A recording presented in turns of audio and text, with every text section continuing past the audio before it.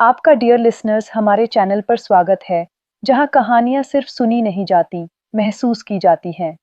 आज हम बात करेंगे मूवी द ताइची मास्टर की, एक ऐसी फिल्म जो मार्शल आर्ट्स से कहीं ज्यादा है।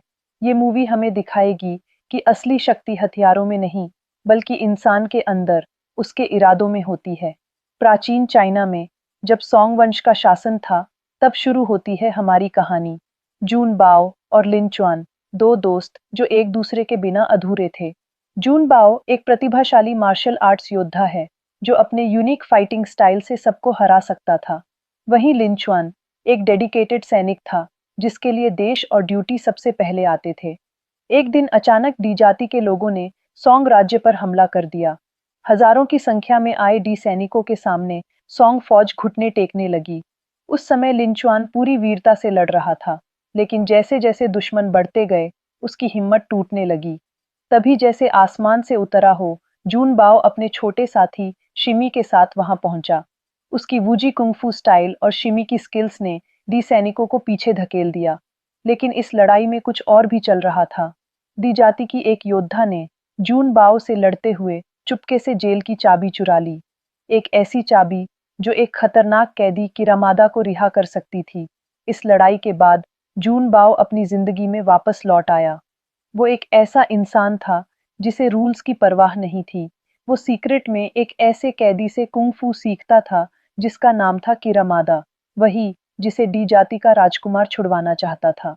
किरामादा एक लेजेंडरी वॉरियर था, जिसे 12 साल पहले मार्शल आर्ट्स दल मिलकर जेल में डाल चुके थे। जून बाओ जेल में जाकर उसे शराब देता और बदले में उससे मार्शल आर्ट्स के सीक्रेट मूव्स सीखता था। वूजी दल के स्ट्रिक्ट रूल्स के खिलाफ जाकर भी जून बाओ दो अलग-अलग फाइटिंग स्टाइल्स को मिक्स करता था। उसका मानना था कि कोई भी टेक्निक बुरी नहीं होती, सिर्फ उसे यूज करने वाले की नीयत मायने रखती है। जल्द ही वूजी दल के नए मास्टर के लिए टूर्नामेंट हुआ। जून बाओ ने अपनी मिक्स टेक्निक से सभी को हराया, लेकिन उसके गुरुओं ने इसे रूल्स के अगेंस्ट बताकर उसे विनर घोषित करने से इनकार कर दिया। इसी बीच जंगल के गहरे हिस्से में जून बाओ की मुलाकात यूएर से हुई, एक मिस्टीरियस गर्ल जो रहस्यमय क्रीचर के साथ रहती थी। बाद में पता चला कि वो किरामादा की बेटी थी, जिसकी फिर एक दिन जून बाओ ने जान बचाई थी। उधर सोंग राज्य में लिन चुआन सेना के कमांडर के रूप में चिंतित था। उसे डर था कि उनकी कम फौज और हथियारों से शहर की रक्षा नहीं हो पाएगी। उसने मंत्री से मदद मांगी, लेकिन उसे केवल निराशा मिली। करप्ट सिस्टम ने उसके अंदर एक खतरनाक बीज बो दिया था। वो था पावर की अनलिमिटेड चाह। एक रात अचानक दी जाति के सैनिकों ने वूजी महल पर हमला किया और किरामादा को आजाद करा लिया। जून बाओ जब वहां पहुंचा, तब तक उसके सभी गुरु और साथी मारे जा चुके थे। अपनी अंतिम सांसों में उसके गुरु ने उसे और शिमी को वूजी दल की लेगेसी जारी रखने का आदेश दिया। फिर किरामादा अपनी बेटी यूएर से मिला, लेकिन यूएर ने उसे बताया कि उनके साथी धोखेबाज हैं, जो सिर्फ उनकी पावर का इस्तेमाल करना चाहते हैं। लेकिन किरामादा को बदले की आग में कुछ दिखाई नहीं दे रहा था। उसे दूसरे मार्शल आर्ट्स दल से 12 साल की कैद का बदला लेना था। तभी एक नकाबपोश आदमी किरामादा के सामने आया। वो डी जाति का एजेंट था और बाकी मार्शल आर्ट्स दलों को नष्ट करने में मदद मांग रहा था। किरामादा ने उससे लड़ने की कोशिश की, लेकिन वो बहुत पावरफुल निकला।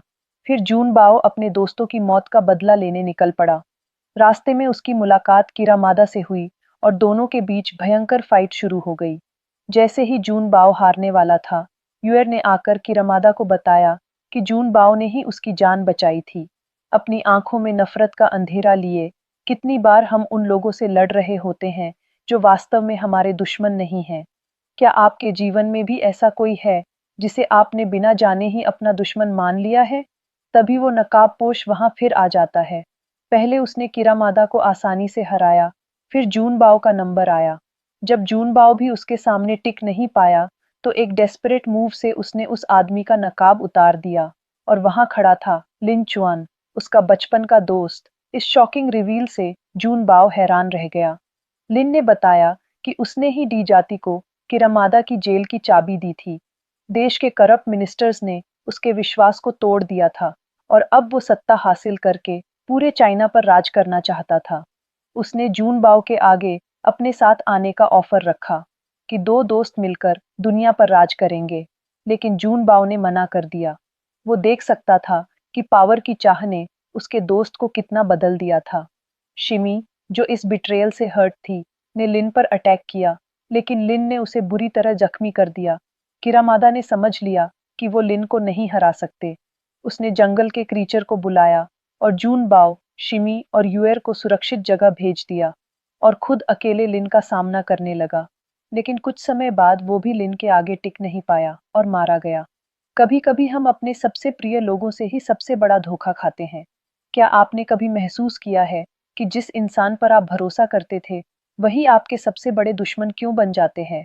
कमेंट्स में जरूर बताएं। फिर भागते हुए जून बाओ ने देखा कि पॉइजन शिमी के पूरे शरीर में फैल चुका था। अपने छोटे दोस्त को अपनी बाहों में मरते देख जून बाओ अंदर से टूट गया, क्योंकि शांति और प्यार की उसकी दुनिया बिखर गई थी। अगले दिन डिप्रेशन में डूबे जून बाओ पर दी जाति के दो योद्धाओं ने हमला किया। उन्होंने उसे बुरी तरह पीटा और एक नदी में फेंक दिया। डूबते हुए जून बाओ को अपने गुरु यूएर, किरामादा और लिन की बातें याद आईं। उसने देखा, एक ब्लैक और एक वाइट फिश उसके सामने से गुजरी है, जो यिन और यांग के परफेक्ट बैलेंस को दर्शाती है। उस पल जून बाओ को सिग्नल मिला। उसने समझ लिया कि असली ताकत बैलेंस में है, ना कि सिर्फ एक स्टाइल को फॉलो करने में। वो नदी से बाहर निकला और अपनी नई शक्तियों से दोनों दुश्मनों को हरा दिया। उधर लिन राजकुमार डी के साथ मिलकर बाकी सभी मार्शल आर्ट्स दलों को नष्ट कर चुका था। लेकिन अब उसकी महत्वाकांक्षा और बढ़ गई थी। वो खुद पूरी दुनिया पर राज करना चाहता था। उसने डी राजकुमार और उसके सभी साथियों को भी मार डाला। फाइनल शोडाउन में जून बाओ और यूएर लिन का सामना करने पहुंचे। उन्होंने लिन को एक आखिरी मौका दिया, लेकिन पावर के नशे में लिन ने उन पर अटैक कर दिया। जंगल का विशाल क्रीचर फिर से आया।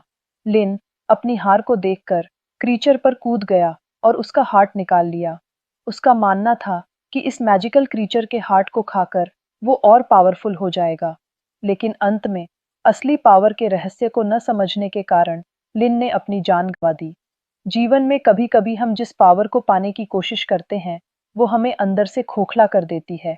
क्या आपने कभी महसूस किया है कि असली शक्ति किसी को कंट्रोल करने में नहीं, बल्कि खुद को बैलेंस करने में होती है? कहानी के अंत में जून बाओ और यूएर अलग रास्ते चुनते हैं। यूएर शांति का जीवन चुनती है, जबकि जून बाओ अपने वूजी दल की परंपरा को आगे बढ़ाने के लिए पहाड़ों की ओर निकल जाता है।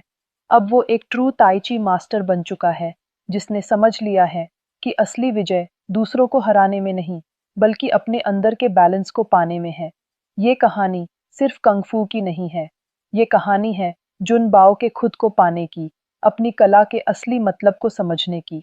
ये कहानी है लिन चुआन के रास्ते से भटक जाने की, ये दिखाने की कि कैसे अनकंट्रोल्ड एम्बिशन इंसान को हैवान बना सकती है।